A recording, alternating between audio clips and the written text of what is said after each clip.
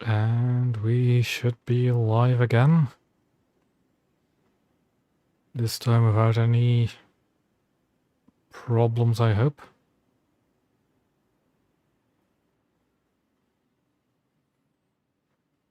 Alrighty. So, the next update is already nearing. Update Spearhead. And on the naval side of things, not much to really look at. There's definitely some stuff to look at, but not an awful lot. So first off, let's look at the new boats. First of which, the Americans, we have Oregon City. Another further development of the Baltimore class. Sitting at 6-3, sadly. After Pittsburgh. And yeah, it should be very similar to the Baltimore, it's just a different anti-air layout. And a bit heavier in the anti-air layout as well, I think. So let's look, 2 dual 20s, 2 dual 40s rather.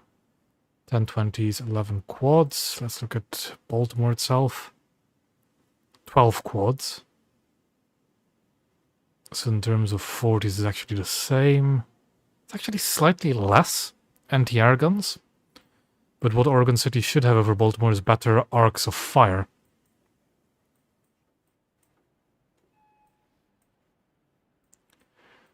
So it's a similar development over Baltimore as Fargo is over the Cleveland, where they reduced the size of the superstructure and gave the anti-air guns better firing arcs.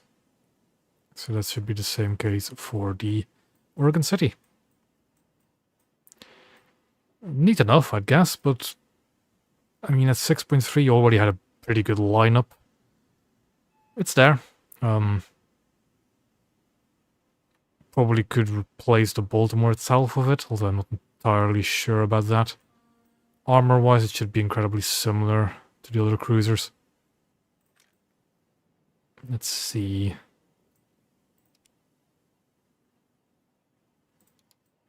Ammo as well below the waterline. You do have your bat ammunition, of course. And let's look at Pittsburgh, for example. Ammo is the same, and is armor the same? Yeah, roughly the same. So yeah, not that big of an improvement over the Baltimore-Pittsburgh, but different anti-air layout and allowances.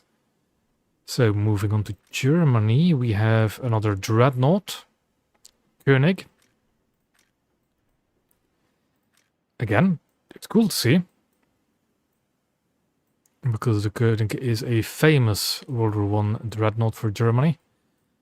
But in terms of capability, it shouldn't be anything strange or new. It's a further development of the Kaiser, to my knowledge. So whereas the Kaiser has the... Well, let me remove the camo. It has wing turrets, which can be a bit awkward in terms of firing angles. The König has all guns centerline in 5 dual 12-inch turrets. Anti-air is typical for the era. Armor is also actually not that special for a German Dreadnought. Ammo placement is pretty good. I think internally the armor is pretty decent because of the fuel tank protection as well. And the ammo is pretty deep in the ship. But if you compare it to Kaiser, belt thickness is roughly the same. But thanks to NOS having this wing turret setup, the ammo in the middle is a little bit smaller. It should be in the König. It's a bit late. It's a bit of a why bother at this point. But it is a famous German Dreadnought, so fine enough. It is like another 6.7 though, so...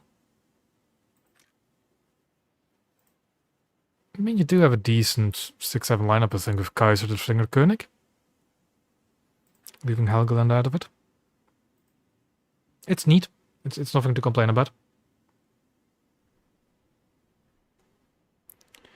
So yeah. The Russians also get a new destroyer. The Erevan. A PR-48, I believe. What does it actually say the class is? Yeah, PR-48K Erevan. A further development of the Tashkent, although lighter, and I think... Let's actually look at how fast it goes. So it's a base speed of 62.6. So 64.5. 67.8.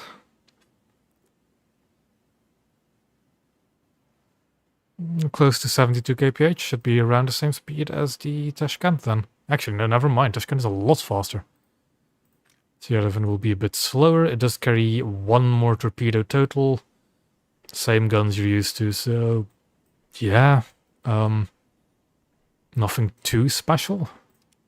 Just a further development of Tashkent, and it does give you a nice 3-ship lineup for the tech tree, if you don't have Murmansk.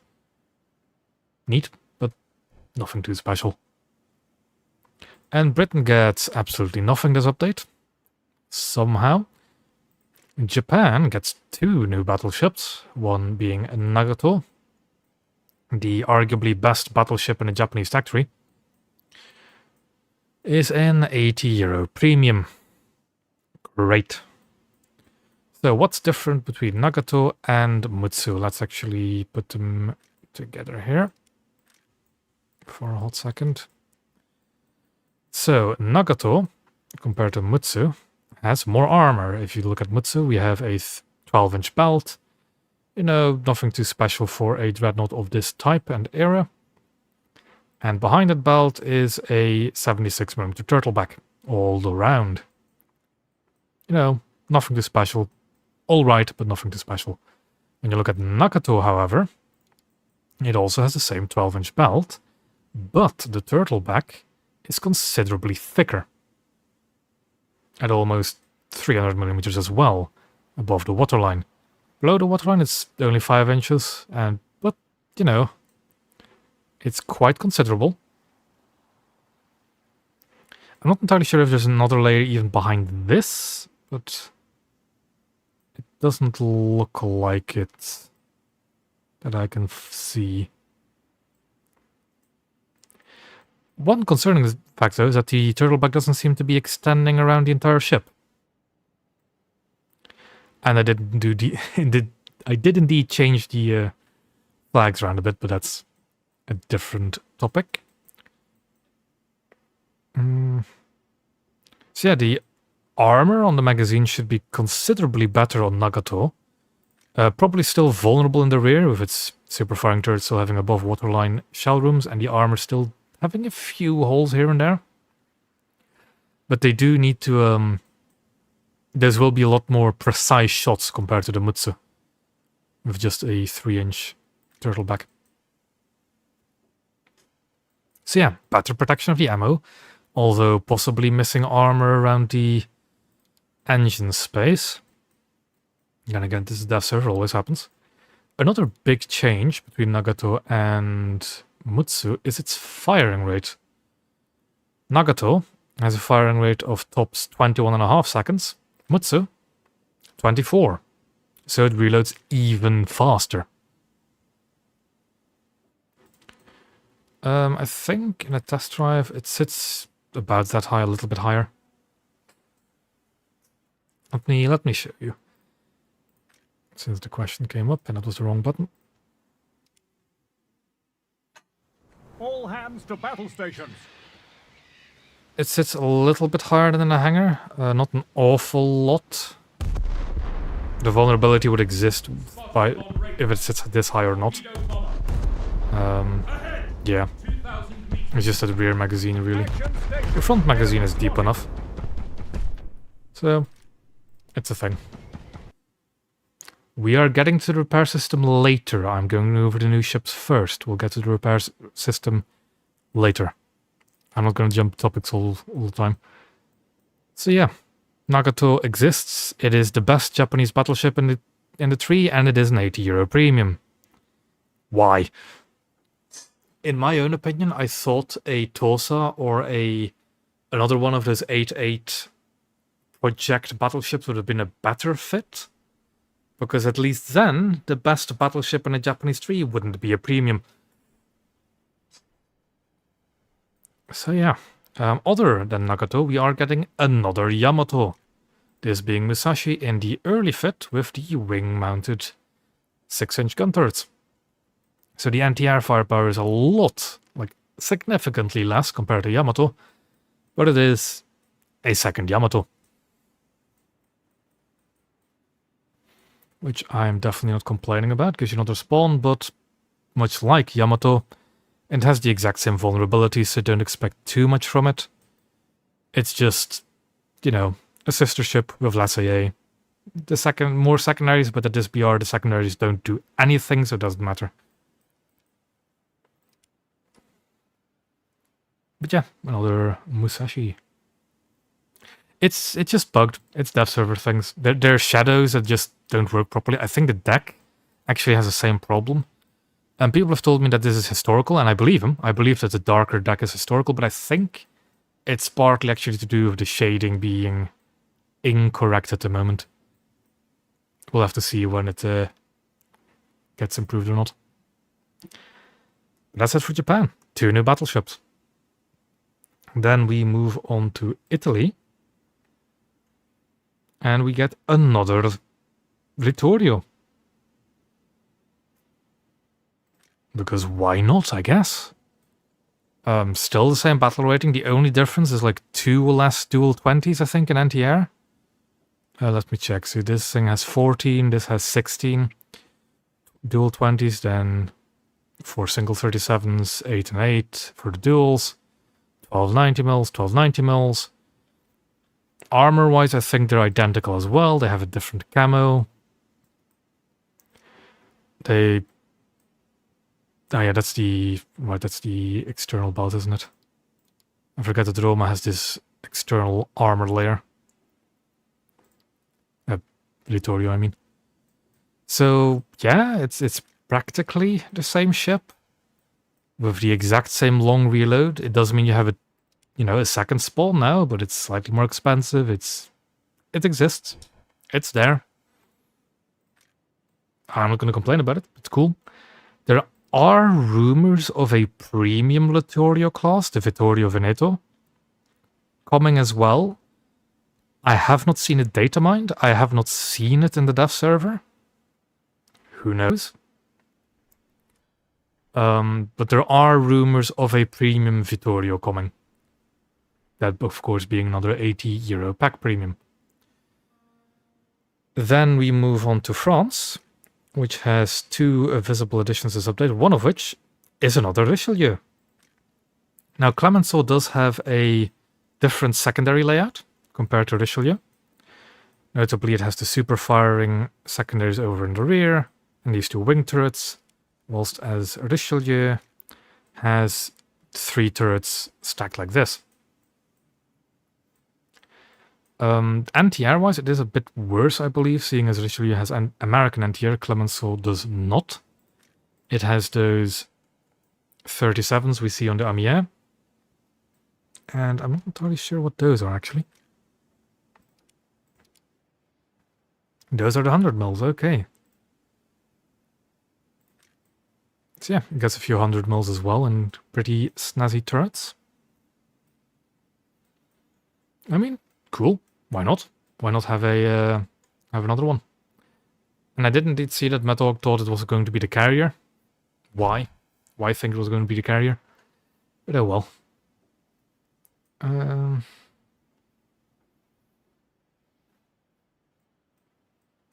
yeah, I saw that Council doesn't get a catapult, which is odd. But if it is so, then it is so, I guess. Could be that server, could just be missing, but it's not the first ship that has aircraft facilities not get them. It's also, Clemenceau is a weird ship because it actually was never finished. I don't know its fate entirely, but I do know it was never finished, unlike the Richelieu and the Jean Bart.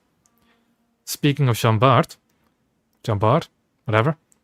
Jean Bart is rumored to be the premium pack for France, coming in a full 1950s anti-air suite.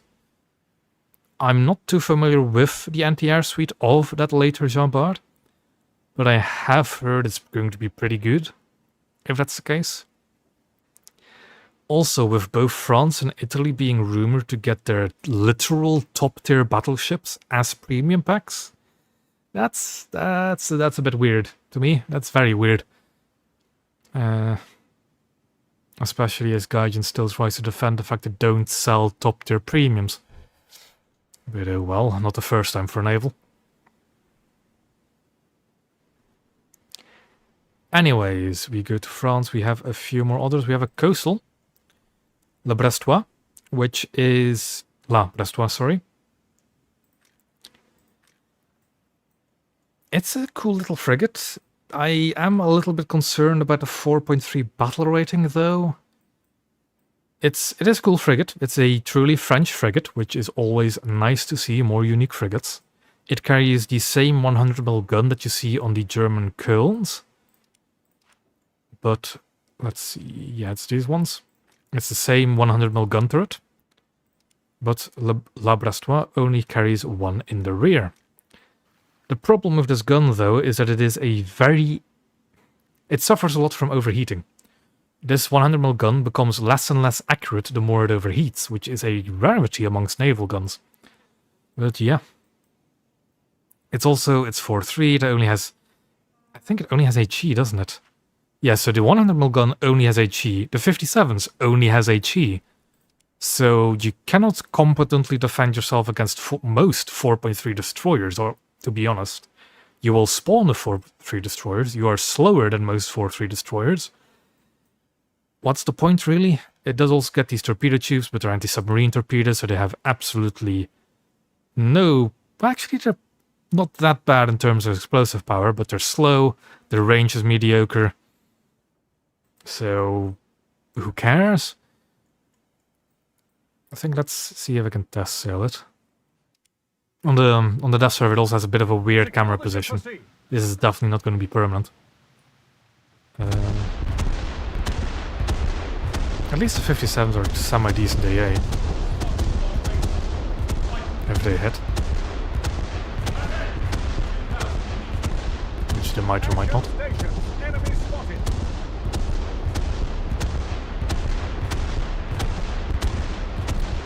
Yeah.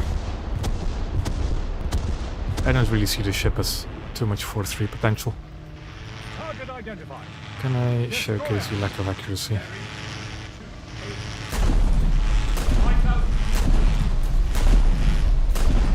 So I'm just going to shoot the same spot over and over again.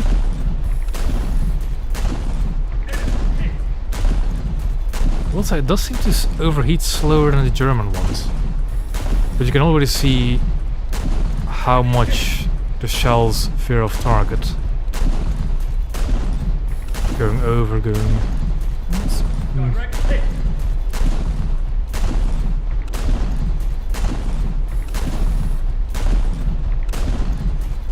But yeah, you can see that the shells are definitely drifting off target the more it overheats.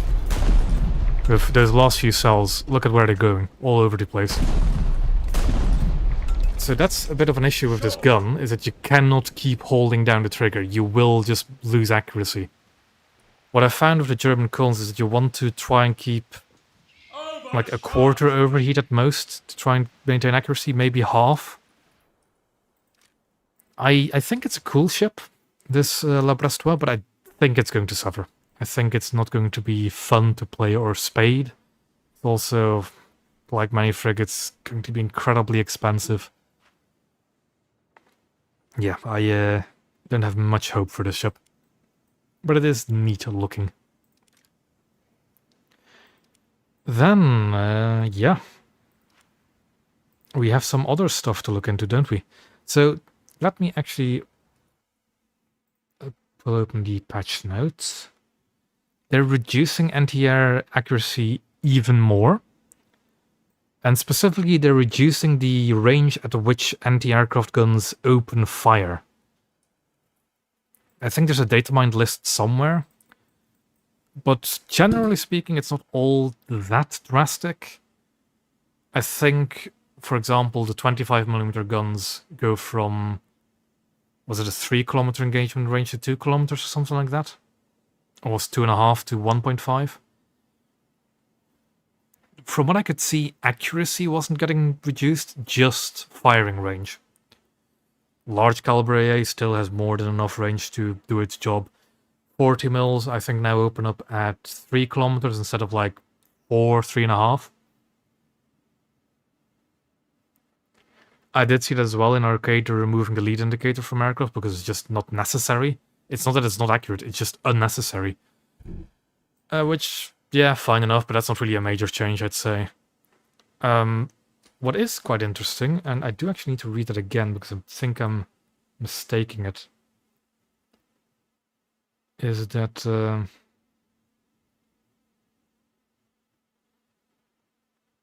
yeah, that each torpedo tube in arcade will now independently reload. So instead of having to launch all torpedoes before being able to reload them, the individual launchers will now reload whenever they're empty instead of the entire ship being out, which is neat for the arcade torpedo spammer, I guess. And not that big of a change, but then we go on to the big, quote-unquote, controversial one for this update, and that is the damage control, which, annoyingly, we can't actually properly test. Let's look... yeah, we'll take Rodney. So, normally speaking, there should be a button here. There should be a button here that allows you to customize your repairs, right? Because repairs are changing, so let's go into a test cell and let's talk about this. Action stations, man your posts.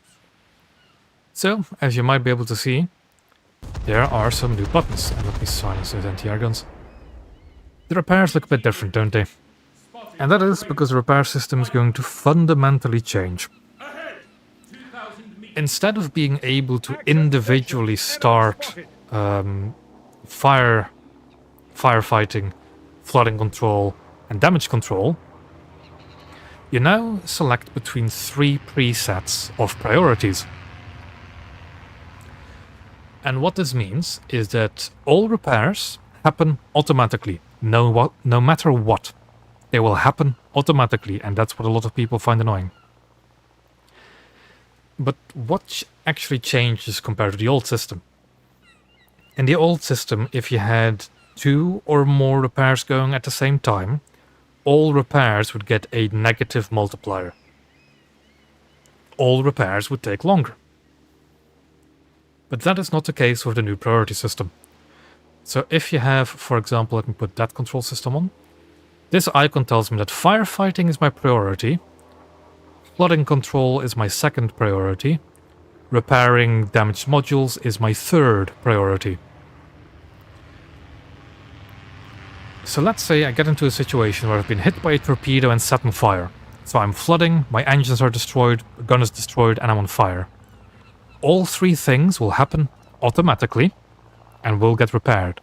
But since firefighting is my priority, it gets no negative multiplier.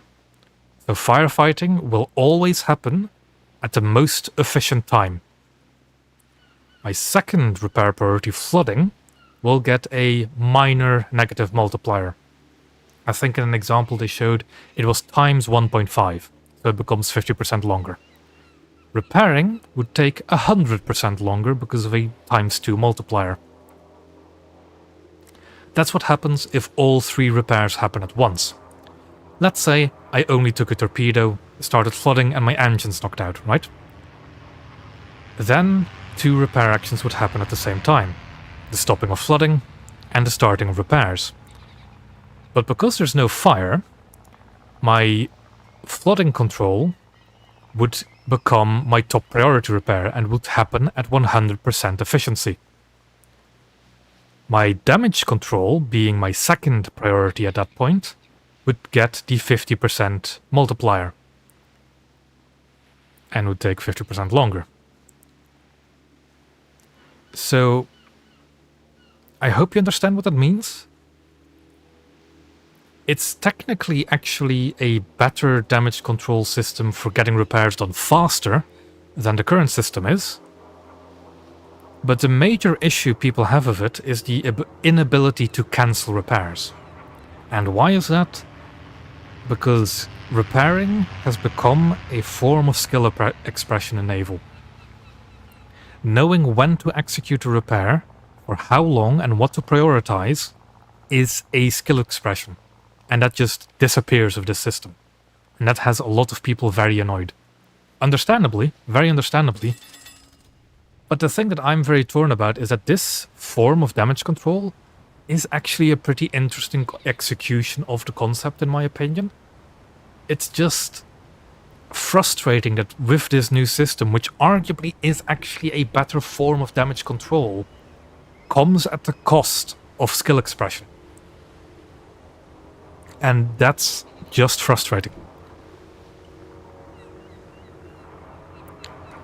Let me try and actually set up a example, because you can test out this new system by just going into a custom battle.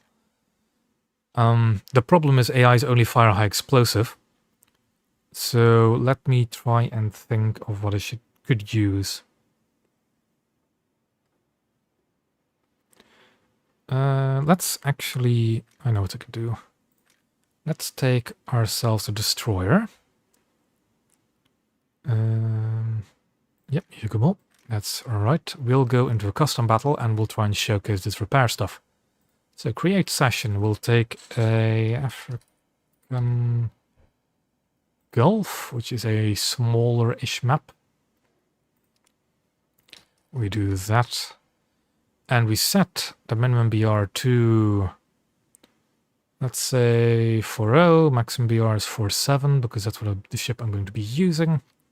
Include bots in ships. Let's reduce the number to, let's say, 4. Let's actually go 8 or 10, because there's no guarantee they'll spawn into destroyers. Unless, of course, I just up the minimum BR even more. And let's see what this does. Hopefully the game doesn't crash, because it has done it a couple of times for me already, trying to do this stuff. You don't have to. If you want to, just ping me a message in game if you want to.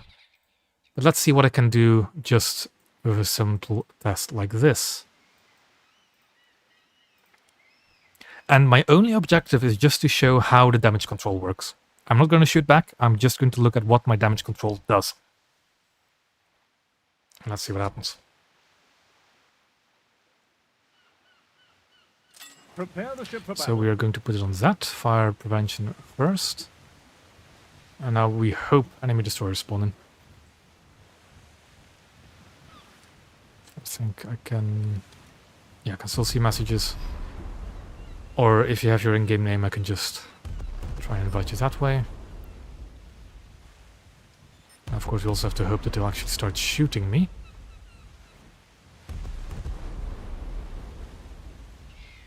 Another very annoying thing about the current dev version is it takes 30 seconds before you're allowed to switch priorities. And that's... yeah, that rubs me the wrong way.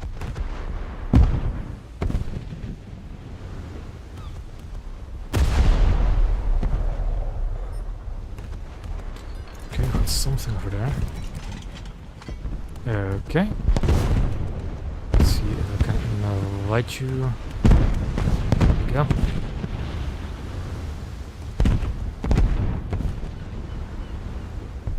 Also, another small thing they've changed is the flags, you see. So because there's an enemy in a Canadian ship, the Terra Nova, there's now a Canadian flag on the team list. Which is neat, in my opinion. It's really getting shot at now, am I?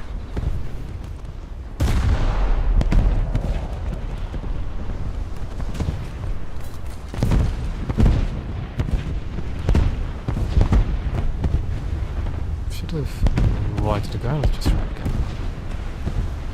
No, invite is still pending.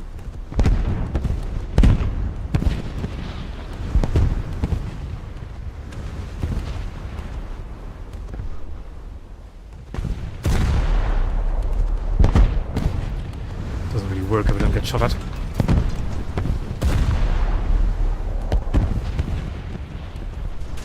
Yeah, and the hangar, but I mean, in battle, they also change. And I don't think you can actually choose what you see here, although I'm not entirely sure. He's on the same team.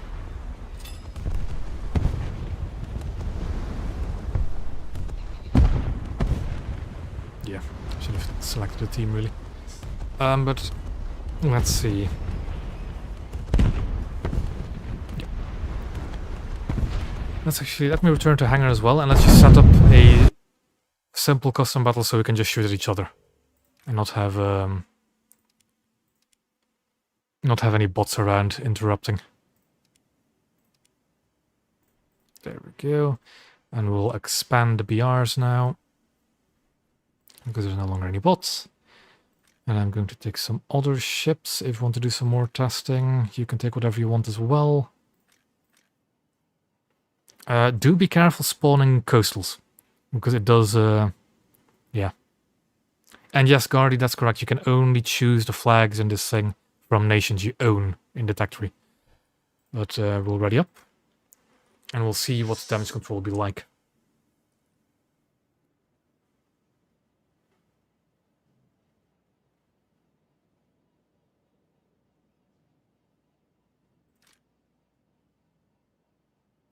I think I selected it so it can be... hold on, there we go. So we'll spawn up north. Then we'll have open water to just look at each other. I'll spawn my Yugomo first. And we'll see what happens.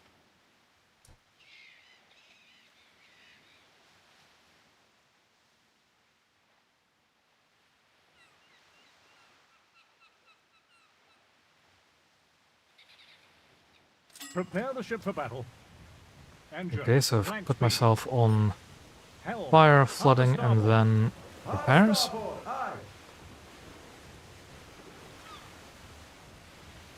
Helm, midships. Helm midships. And you can just start shooting whenever you want. As long as they don't explode, it'll be Starboard your fine. helm. Aye, steer starboard.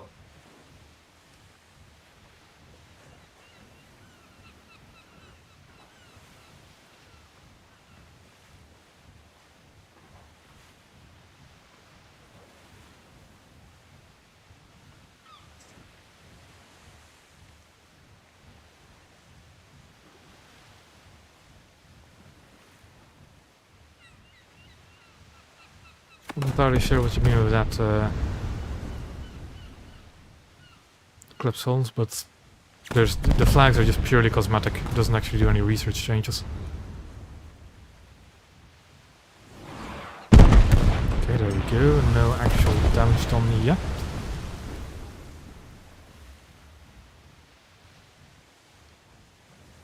Sail a bit more broadside. And let's maybe come to a halt as well. Okay, there we go. Automatic repair of my turret. Quick repair, because there's no other repairs going.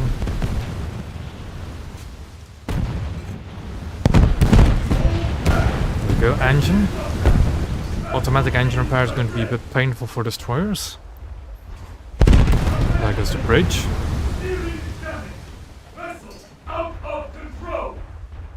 Which is kind of funny, because we struggled a long time having bridge repair not be automatic, because it's conflicted with other repairs, but now it's forced automatic again anyways. Okay.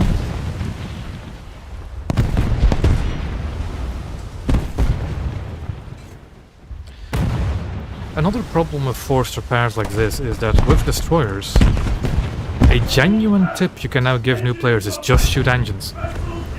You only have to shoot engines because they will automatically repair again. Not an awful lot of fires being set. As we expected. I'm currently using this one. So fire, flooding, then repairs. It's highlighted just ever so slightly with a white border. Just cruels there.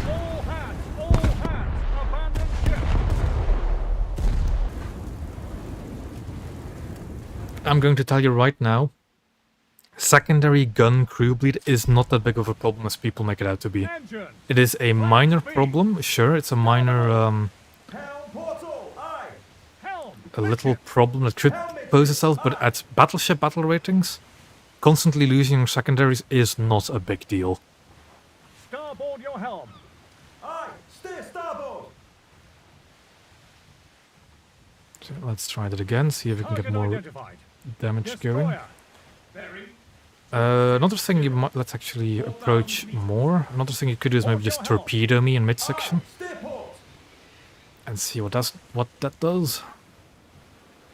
Like that's another thing about changes like this to repair systems. It is not easy to fully and properly test them out, because getting specific damage scenarios doesn't happen that easily. Getting like your what is it? What do you call it?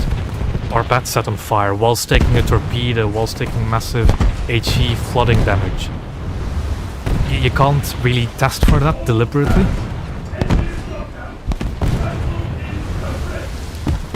So yeah, a tactic here currently would be to never repair my engine because it drained too much crew, right? But now I don't have a choice. To a certain extent, if I can be the devil's advocate, having a forced repair like this encourages you to be able to kill the enemy even faster. You need to get better in order to actually sink an enemy quickly and efficiently. Also, just at the end there I got set on fire. Let's take something a bit more tanky, just so I can take a few more hits. And see just what kind of damage I can take. Just keep shooting.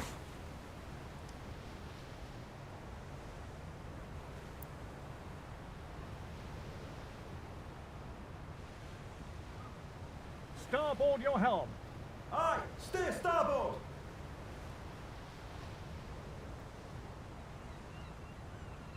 Yeah, I've already...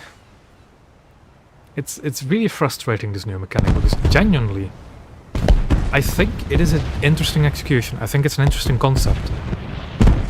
But it's such a pain in the backside to try and actually relearn how to position yourself, how the meta will actually unfold again, all from scratch. Because now repairs are forced. You can't really go bow into like not show internals anymore because your internals will get repaired, so there always will be a vulnerable engine, vulnerable turrets. It's frustrating. It's frustrating that you won't have that kind of control anymore. Let's actually switch to a different type. Didn't affect my repairs at all because there's only one repair going. Let's come to a halt. I'm kind of shocked at how resilient I've been to fires at the moment.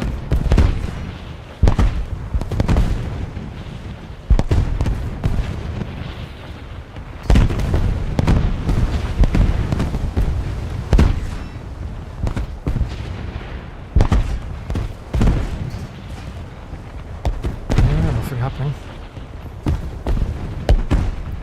Look how much crew I've already lost. That's another thing that's been slowly but surely annoying me as well, is that there's a lot of mechanics you just can't see anymore. Like, I cannot see where my crew compartments have been damaged. I can't see where my armor plates might have been taken damage. I don't know where my torpedo protection might have been saturated. And those are all mechanics that still exist, but you have no feedback on.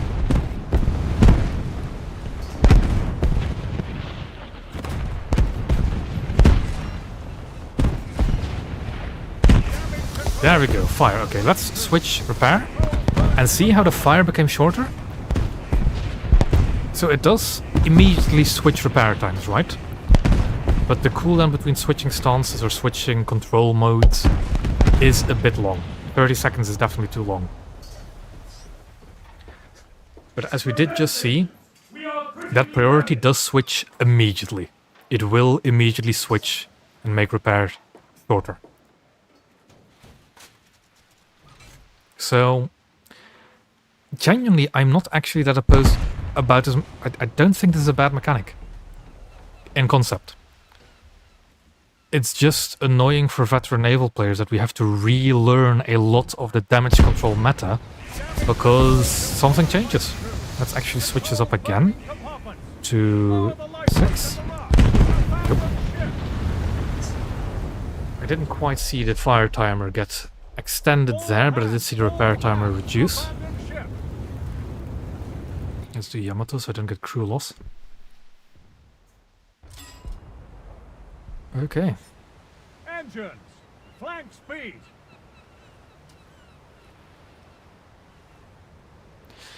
Another thing that I find quite typical is that there's already quite a few forum posts, or a big forum post, saying, "Oh, this is the end of Naval again."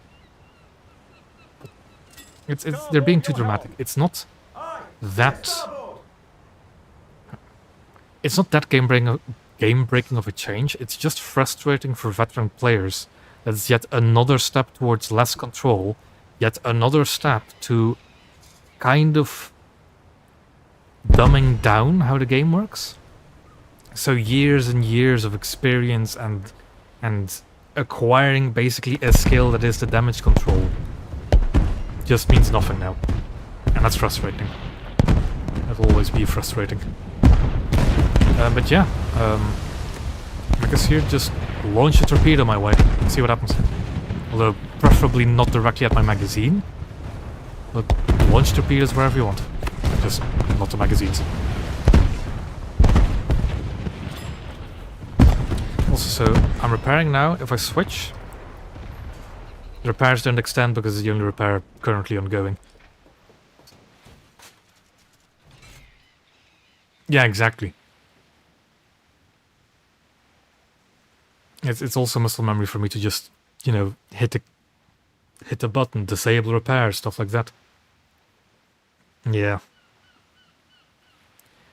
It's definitely something, this.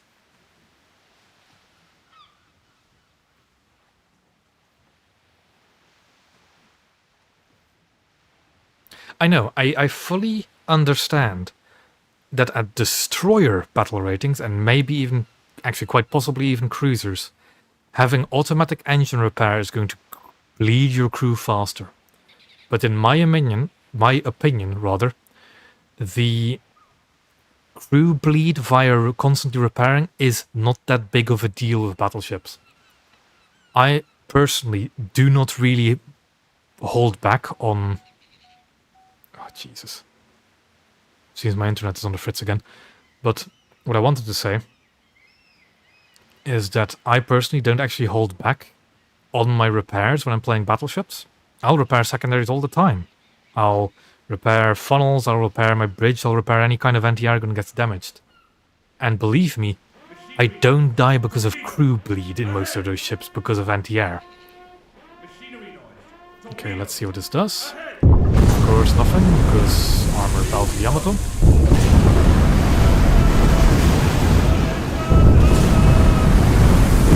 Okay, there goes a secondary magazine. Actually, good thing.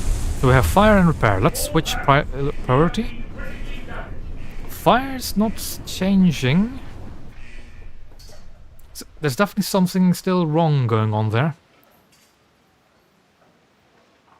But yeah. I am flooding, but I'm not doing any flooding repair. So what's going on with that? That's the other thing about systems like this, right? Is these automated systems. They're going to fuck up. They're going to fuck up so much. And you already know. Like, I'm flooding. I am visibly flooding, but I'm not doing any flooding repair. Why? So, why I cannot do anything about it, can I? Well, is it breach repair? Because I'm still repairing modules. It's the same counter. Okay, now I'm on flooding. What? Damage control. So where was the repair timer for my lost modules?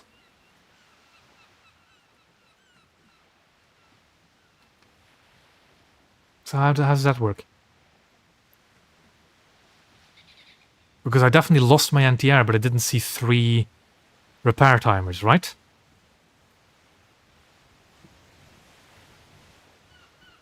All hands, we have been critically damaged. I don't know. It's always so conflicting, these changes to these systems, because I actually think it's a pretty good system. I think it's a pretty decent mechanic. It's just, if Naval released with this mechanic, nobody would really be complaining about it, I think.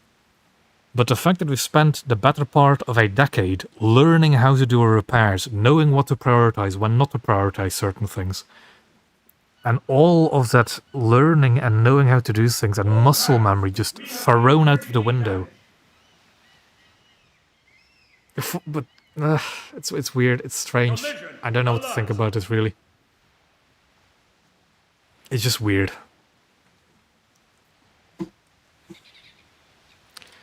So yeah, I'm going to go back to Hangar, because we've had a look at the repair system. And that is basically it for this update.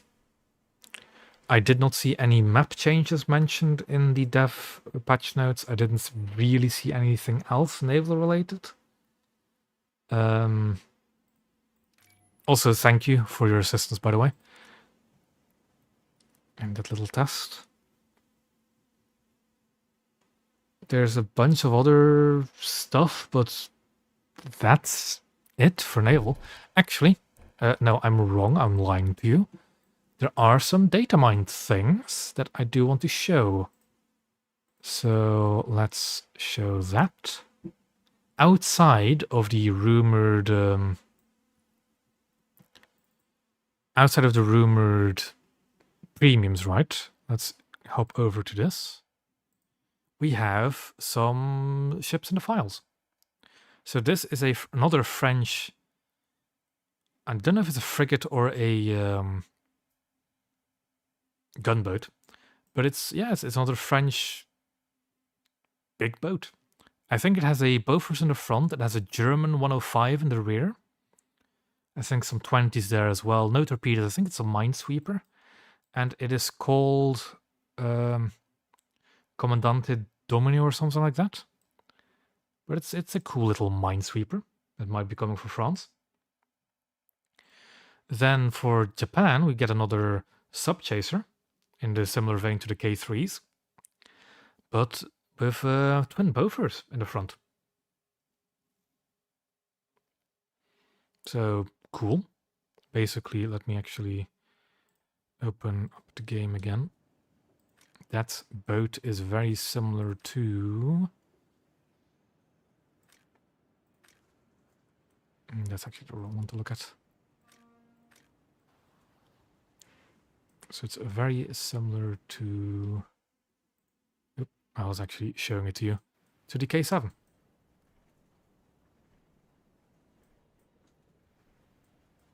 So it's this kind of sub chaser, but instead of twin pom-poms, it has twin Bofors. Which is neat. Yeah, don't know what kind of BR this ship will have. Probably 3033, no engaging. But cool. Then for America, we also have another gunboat, which is the PGM-9. So a 3-inch in the front, couple of 20 mils, and I think one Bofor in the rear. Neat. Another coastal. And I think we do have one more. Yeah, another American PT boat, PT-262. So I see 4 torpedoes, 37 in the front, maybe a 20 that isn't quite rendered in, and a 40 in the rear. Another American PT boat. But yeah, so these are in the files. They're probably going to come this update. They're just not in the dev server. And they're interesting. Lots more coastals.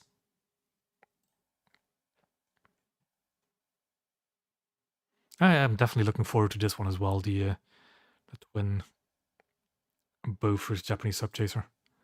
So yeah, also let me just quickly do that instead of alt tabbing. There we go. Chat catching up. So that's it. That's all I know that's coming this update. Sadly, no submarine news this update, but we do still have hope for the December update. And yeah, a lot of kind of, this update is a lot of further design developments of ships we already have. So we have Oregon City following Pittsburgh. We have Koenig following Kaiser, although Koenig is quite iconic. We have Erevan following Tashkent. Then we have another Yamato. We have a premium Nagato. Another Littorio. And then France gets another Richelieu and some unique coastals. So Blue Water, we have a lot of successor designs. Coastal, we do have some funky new designs. And we have the new repair mechanism, or mechanics. And that's about it. So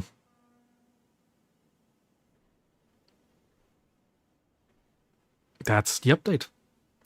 If anybody is curious about anything else this update they know of that they would just want to have a quick look at, tell me. Because if not, I think that's actually just it. And I'll get back to working on the update summary for Tusk Force. I still need to finish. Maybe. We'll have to wait and see. Yes, I oh, in a Datamined as well, Bottomus? Because I didn't see that one. Let me pull it up. If Trick wants to have a look at the Hawk 200, we'll have a look at the Hawk 200. There it is. That's what I want to look at. Anything in specific you want to look at, Trick?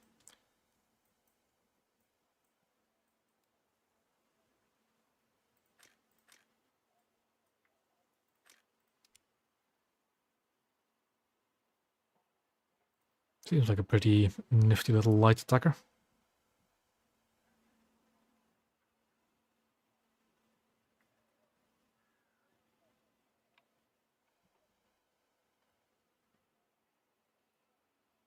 So yeah. I have heard that apparently a radar version may be coming as well. But I'm not too familiar with that. If anything else...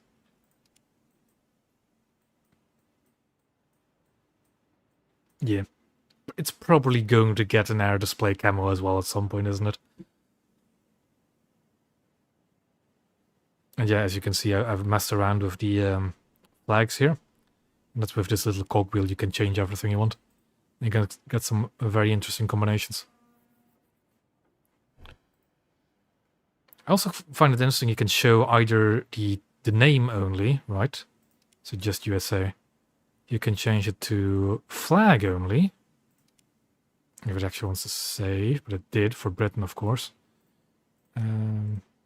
Flag only, like I did for some others. And you can change it to, of course, flag and name.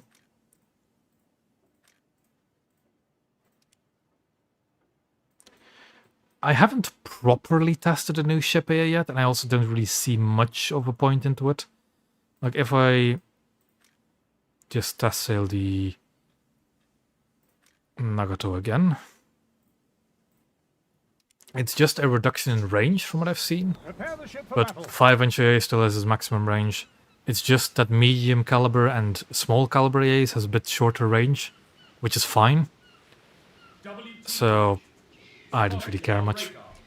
Torpedo bomber. Ahead! 2,000 meters. Action stations. Enemy spotted. It's still effective enough. Of course, that's a PBY flying in a low circle. But yeah.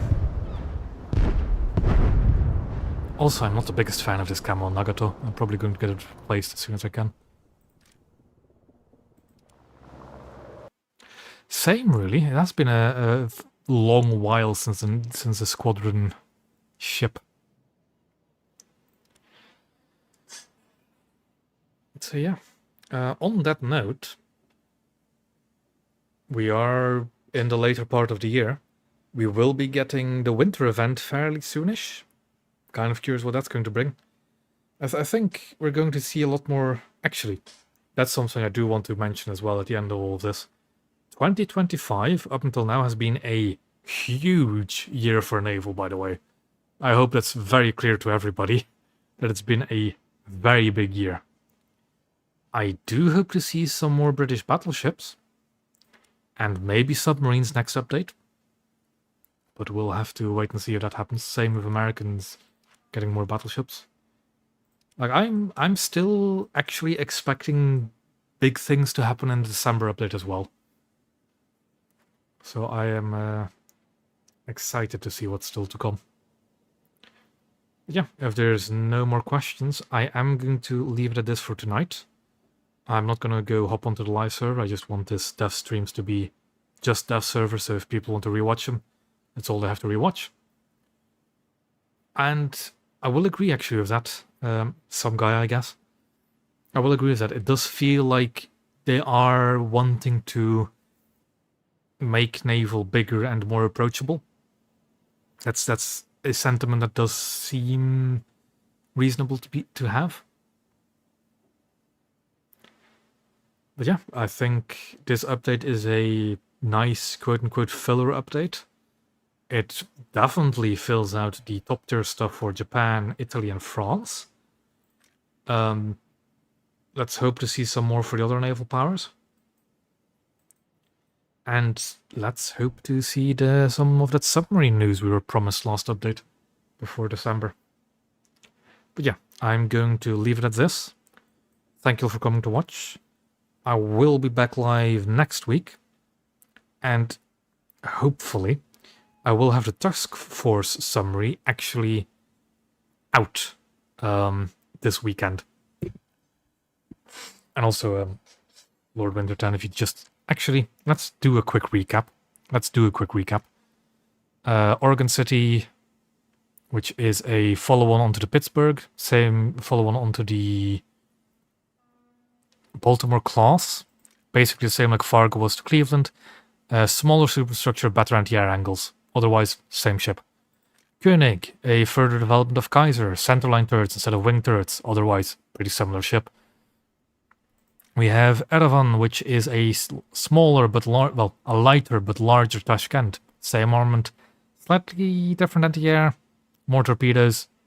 Very similar ship, just slightly different. Cool to have though, does fill up the 5-0 lineup. Britain gets absolutely nothing. Poor Britain. Japan gets a premium Nagato, which is the best Japanese battleship in game, as an $80 premium.